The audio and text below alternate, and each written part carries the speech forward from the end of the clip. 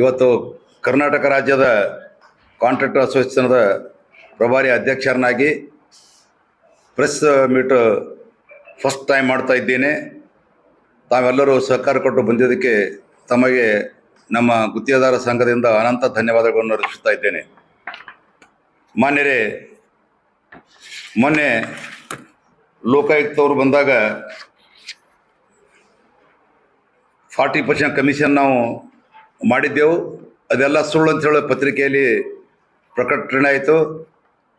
ಪತ್ರಿಕೆಯಲ್ಲಿ ಪ್ರಕಟ ಆದರೂ ಲೋಕಾಯುಕ್ತರು ಒಂದು ಕಂಡೀಷನ್ ಮೇಲೆ ಭಾಳ ಸರಿಯಾಗಿ ಕೊಟ್ಟಿರೋರು. ಏನಂತಂದ್ರೆ, ದಿವಂಗತ ಅಂಬಿಕಾಪತಿಯವರು ನಮ್ಮದು 40% ಕಮಿಷನ್ ಬಗ್ಗೆ ಆರೋಪ ಮಾಡಿದರು. ಅದು ಸುಳ್ಳಾಗಿದೆ ಅಂಥೇಳಿ ಕೊಟ್ಟಿದ್ರು. ಅವ್ರು ಯಾರಂದರೆ BBMP ಕಾಂಟ್ರಾಕ್ಟರ್ ಅಂತ ಕೊಟ್ಟಿದ್ದರು. ಮುಂದೆ BBMP ಕಾಂಟ್ರಾಕ್ಟರ್ದ ಹೆಸರು ಬಿಟ್ಟು ಸ್ಟೇಟ್ ಅಸೋಸಿಯೇಷನ್ ಕಾಂಟ್ರಾಕ್ಟರ್ ಹೆಸರು ನಮ್ಮ ರಾಜಕಾರಣಿಗಳು ತೆಗೆದುಕೊಂಡರು. ವಿರೋಧ ಪಕ್ಷದ ನಾಯಕರಾದಂಥ ಅಶೋಕ್ ಸಾಹೇಬರು ಹಾಗೂ ಕರ್ನಾಟಕ ರಾಜ್ಯದ BJP ಅಧ್ಯಕ್ಷರಾದಂಥ ವಿಜೇಂದ್ರ ಸಾಹೇಬರು ಅವರು ಕೆಂಪಣ್ಣವ್ರ ಹೆಸರು ತೊಗೊಂಡು ಇದು ಹಾಗೂ CT ರವಿ ಅವರು ನಮ್ಮ ಅಸೋಸಿಯೇಷನ್ ಹಾಗೂ ಕೆಂಪಣ್ಣ ಹೆಸರು ತೊಗೊಂಡು ಪ್ರೆಸ್ ಕಾನ್ಫರೆನ್ಸ್ ಮಾಡಿದ್ರು. ಅದನ್ನು ನಮಗೆ ಭಾಳ ನೋವಾಯಿತು. ಯಾಕಂತಂದ್ರೆ ನಾವು ಲೋಕಾಯುಕ್ತಕ್ಕೆ ನಮ್ಮ ಅಸೋಸಿಯೇಷನ್ನಿಂದ ಲೆಟರೇ ಕೊಟ್ಟಿಲ್ಲ. ಮಾನ್ಯ ಕೆಂಪಣ್ಣವರು ನಿಯೋಗ ಹೋಗಿ ಲೋಕಾಯುಕ್ತಕ್ಕೆ ಒಂದು ಪತ್ರ ಕೊಟ್ಟಿಲ್ಲ ನಾವು. ಒಂದು ವೇಳೆ ನಮ್ಮ ಇವರು ಅಂಬಿಕಾಪತಿಯವರು ಕೊಟ್ಟಿರೋದಕ್ಕಿಂತಂದ್ರೆ ಅಂಬಿಕಾಪತಿಯವರು ಮುಂದೆ ಮರಣ ಹೊಂದಿದರು. ಅವರು ಮರಣ ಹೊಂದಾದ್ರೂ ಲೋಕಾಯುಕ್ತರು ನಮಗೊಂದು ಕ್ಲಾರಿಫಿಕೇಶನ್ ಕೇಳಬೇಕಾಗಿತ್ತು. ನಿಮ್ಮ ಸಂಘದ ಉಪಾಧ್ಯಕ್ಷರಿದ್ದರು, ಅವ್ರು ಹಿಂಗೆ ಕಂಪ್ಲೇಂಟ್ ಮಾಡಿದ್ದಾರೆ, ಅದ್ರ ಬಗ್ಗೆ ವಿವರಣೆ ಏನು ಕೊಡ್ತೀರಿ ಅಂತ ಕೇಳಬೇಕಾಗಿತ್ತು. ಅವರು ನಮಗೆ ಕೇಳಿಲ್ಲ. ಕೇಳಲಾರ್ದೆ ಅದಕ್ಕೇನದ ಅವರು ಇದು ಸುಳ್ಳದಂತೆ ಅಂತೇಳಿ ಒಂದು ರಿಪೋರ್ಟ್ ಕೊಟ್ರಂತ. ಅದರ ಆಧಾರದ ಮೇಲೆ ನೀವು ಪ್ರೆಸ್ನವರು ಪಾಪ ಹೇಳಿದ್ರಿ, ನಿಮ್ಮದೇ ತಪ್ಪಿಲ್ಲ. ನಾವು ಒಂದೇ ಒಂದು ಲೆಟ್ರ್ ಲೋಕಾಯುಕ್ತಕ್ಕೆ ನಾವು ಕೊಟ್ಟಿಲ್ಲ. ನಾವು ಕೊಟ್ಟಿದ್ದು 40% ಕಮಿಷನ್ ನಡೆದ ಸರ್ತಿಕ್ಕೆ ಅಂತೇಳಿ ಅಂದಿನ ರಾಜ್ಯದ ಮುಖ್ಯಮಂತ್ರಿಗಳಾದಂಥ ಮಾಜಿ ಮುಖ್ಯಮಂತ್ರಿ SR ಬೊಮ್ಮಾಯಿ ಸಾಹೇಬರಿಗೆ ಕಳಕಳಿ ಕೇಳ್ಕೊಂಡು ಬಸವರಾಜ ಬೊಮ್ಮಾಯಿ ಸಾಹೇಬರಿಗೆ ಅವ್ರು ನಾವು ಕೇಳ್ಕೊಂಡಾಗ ಅವ್ರಿಗೊಂದು ನಿಯೋಗ ಮಾಡಿರಿ, ಇದಕ್ಕೊಂದು ಕಮಿಟಿ ಮಾಡಿರಿ, ಮಾಡ್ಕಿಸಿದ ಎನ್ಕ್ವೈರಿ ಮಾಡಿ ಅಂತ ಕಮಿಟಿ ಮಾಡಿಲ್ಲ ಅವರು. ಅವಾಗ ಮತ್ತೇನದ ವಿರೋಧ ಪಕ್ಷಕ್ಕೆ ನಾಯಕರಂಥ ಈಗಿನ ಮುಖ್ಯಮಂತ್ರಿಗಳಾದಂಥ ಮಾನ್ಯ ಸಿದ್ದರಾಮಯ್ಯ ಸಾಹೇಬರಿಗೆ ಭೇಟಿಯಾದಾಗ ಅವರು ನಿಯೋಗ ಬಗ್ಗೆ ಡಿಸ್ಕಸ್ ಮಾಡಿದ್ರು. ಸರ್ಕಾರದಕ್ಕೆ ಬೆಲೆ ಕೊಡಲಿಲ್ಲ. ಅವ್ರು ಬಂದ ಮೇಲೆ ನಿಯೋಗ ಮಾಡಿದ್ರು. Doctor Nagamohan Das retired judge ಅವ್ರ ಥ್ರೂ ನಿಯೋಗ ಮಾಡಿದ್ರು.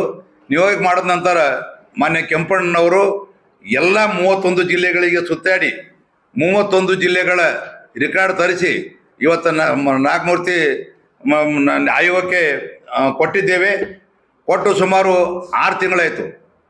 ಕಡೆಗೆ ಅವರು ಸಾಯೋ ಟೈಮದಲ್ಲಿ ಒಂದು ವಿಡಿಯೋ ಕಾನ್ಫರೆನ್ಸ್ ಮಾಡಿ ನಮಗೆ ಹೇಳಿ, ನೋಡ್ರಿ ನಾಳೆ ನಾನು ಇವತ್ತು ಭಾಳ ಸೀರಿಯಸ್ ಆಗಿದ್ದೀನಿ, ನಂದು ಏನಾಗುತ್ತೆ ಹೇಳೋಕ್ಕಾಗಲ್ಲ, ನೀವು ಮಾತ್ರ ಈ 40% ಮಾತ್ರ ಅಜರಾಮರವಾಗಿ ಇದಕ್ಕೆ ಬೆನ್ನು ಹತ್ತಿ ಇದಕ್ಕೆ ನ್ಯಾಯ ದೊರಕಿಸ್ಕೊಡ್ಬೇಕು.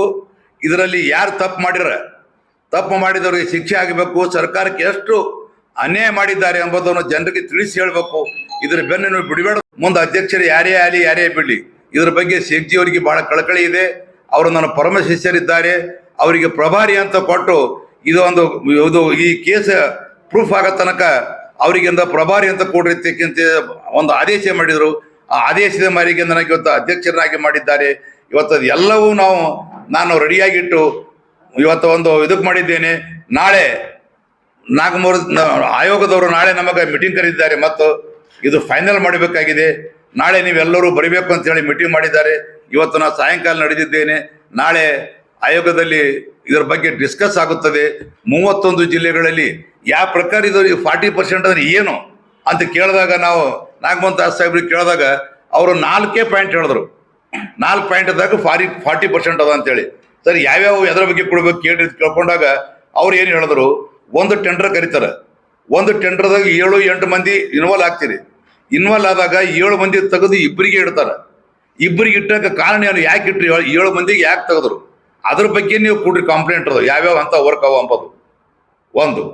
ಎರಡನೇದಾಗಿ ಇವತ್ತು ಕೆಲಸ ನಿಮಗೆ ಆಗ್ತದೆ. ಕೆಲಸ ನಿಮಗೆ ಆದ ನಂತರ ಇವತ್ತು ಶಾಸಕರು ಬಂದು ಪೂಜೆ ಮಾಡೋಂಗಿಲ್ಲ. ಪೂಜೆ ಮಾಡೋ ನೆಪದಲ್ಲಿ 2 ತಿಂಗಳ ಜನ ಓದ್ತಾರೆ. ಏನು ಕಾರಣಕ್ಕಾಗಿ ಹೋಗ್ತಾರೆ. ಅವ್ರು ಆಫೀಸರ್ ಬಂದು ನಿಮಗೆ ಸೈಡ್ ತೋರಿಸಂಗಿಲ್ಲ. ಏನ್ ಕೊಡ್ತಿದ್ವಿ ಯಾಕೆ ಓದ್ತಾರ ಅಂದ್ರೆ ಇದು 40% ಕಮಿಷನ್ ತಗೋಸಲಕ್ಕೆ ಓದ್ತಾರ ಇದೊಂದು. ಮೂರನೇದಾಗಿ ನೀವು ಕೆಲಸ ಮಾಡ್ತೀರಿ, ಕೆಲಸ ಮಾಡಿದ್ರೆ ನೀವು ಅವ್ರಿಗೆ ಅಂದಂಗೆ ನೀವು 40% ಕೊಡ್ಲಿಲ್ಲ ಅಂತಂದ್ರೆ ಅವ್ರ ಆಫೀಸರ್ ಕೆಲಸ ಬಿಲ್ ಮಾಡ್ಬಿಡುತ್ತೆ ಹೇಳ್ತಾರೆ. ಬಿಲ್ ಮಾಡಲಿಲ್ಲ ತೆಗಿಸಿ ಬಿಲ್ ಮಾಡೋಕೆ ಲೇಟ್ ಆದ್ರೆ ನಿಮ್ಗೆಲ್ಲ ರಿಕಾರ್ಡ್ ಒಳ್ಳೇದಿದ್ರು ಸಹಿತ ಏನೋ ನಿಮಗೆ ಏನದ ಬಿಲ್ ಮಾಡ್ಬೇಡ ಅಂತಾರೆ, ಅದನ್ನು 40% ತೆಗೆ ಬರ್ತದೆ. ಇದು ಹೋಯ್ತು. ಮುಂದೆ 4 ಏನೋ ಬಿಲ್ ಕೊಡೋ ಹೊತ್ತಿಗೆ ಇವತ್ತು DBR ಪ್ರಕಾರ ಸರ್ಕಾರಿ ರಿಜಿಸ್ಟರ್ ಇಟ್ಟಿರ್ತಾರೆ ಸರ್ಕಾರಿ ಆಫೀಸಲ್ಲಿ, ಅವ್ರ ರಿಜಿಸ್ಟರ್ ಎಂಟ್ರಿ ಮಾಡ್ತಾರೆ ಬಿಲ್ ಹೋದ್ ಕೊಡ್ಲಿ ಜ್ಯೇಷ್ಠತೆ ಆಧಾರ ಮೇಲೆ ಜರ ಬಿಲ್ ಕೊಡ್ಲಿಲ್ಲ ಅಂತಂದ್ರೆ ಅದ್ರಾಗೂ 40% ಅವನ್ಸ್. ಇವು 4 ಕರೆಕ್ಟಾಗಿ ಕೊಡ್ರಿ ತಿಕ್ಕಿಂತ ಅಂದಾಗ ನಾವು 4 ಕರೆಕ್ಟಾಗಿ ಕೊಟ್ಟಿದ್ದೇವೆ. ಅದಕ್ಕೆ ಏನೋ ಎನ್ಕ್ವೈರಿ ನಡೆದಿದೆ. ಕೆಲವೊಂದು ಪ್ರೂಫ್ ಆಗೋಂಥ ಕೆಲವೊಂದು ಶಾಸಕರು ನಮಗೆ ಫೋನ್ ಮಾಡಿ, ನಿಮ್ಮ ಇದರ ಪತ್ರಿಕೆಯಲ್ಲಿ ಬರ್ದಿನ ಫೋನ್ ಮಾಡಿ ನಮ್ಮ ಕಾಂಟ್ರಾಕ್ಟರ್ ಅಸೋಸಿಯೇಷನ್ ಫೋನ್ ಮಾಡಿ ಫೋನ್ ಮುಖಾಂತರ ನೀ ಏನದ ಇಟ್ಟು ರೊಕ್ಕ ಕೊಡ್ಲಿಲ್ಲ ತಿಕ್ಕಿಂತಂದ್ರೆ ನಿನಗೆ ನಾವು ಕೆಲಸನೇ ಮಾಡ್ಬಿಡ್ಸಲ್ಲ ಹೇಳಿದ್ದು ವಿಡಿಯೋ ಕ್ಯಾಸೆಟ್ಗಳು ಮೊದಲು ಮಾಡಿ ನಾವೇನದ ಇವತ್ತು ಆಯೋಗದ ಮುಂದೆ ಕೊಟ್ಟಿದ್ದೇವೆ. ಎಲ್ಲ ಕ್ಲಿಯರ್ ಆಗಿ ಆಯೋಗದ ಮುಂದೆ ಕೊಟ್ಟಿದ್ದೇವೆ. ನೀವು ನಮಗೆ ಕೇಳ್ತಿದ್ರಿ ನಿಮಗೆ ಏನ್ರ ಕೊಡ್ರಿ ಆಧಾರ್ ಕೊಡ್ರಿ ಅಂತೇಳಿ. ನಾವೇನು ಹೇಳ್ತಿದ್ದೆವು, ಆಧಾರ್ ಕೊಡ್ತೇವೆ ಒಂದಿನ ಎಲ್ಲ ಡಿಕ್ಲೇರ್ ಮಾಡ್ತೇವೆ, ಮುಚ್ಚ ಯಾವ್ದು ಇಡಂಗಿಲ್ಲ. ನಾವು ಯಾವಾಗ ಆಧಾರ್ ಕೊಟ್ಟೇವೆ ಅವ್ರು ಹುಷಾರಾಗ್ತಾರೋ ಅವರು. ನಾವೇನು ಆಯೋಗ ರಚನೆ ಮಾಡಿದ ನಂತರ ಆಯೋಗದ ಮುಂದೆ ಎಲ್ಲ ಆಧಾರಗಳು ಕೊಟ್ಟು ನಿಮ್ಮ ಕೈಯಾಗ ಕೊಡ್ತೇವೆ, ನಿಮಗೆ ತೋರಿಸ್ತೀವಿ ಅಂತ ಹೇಳಿದೆವು.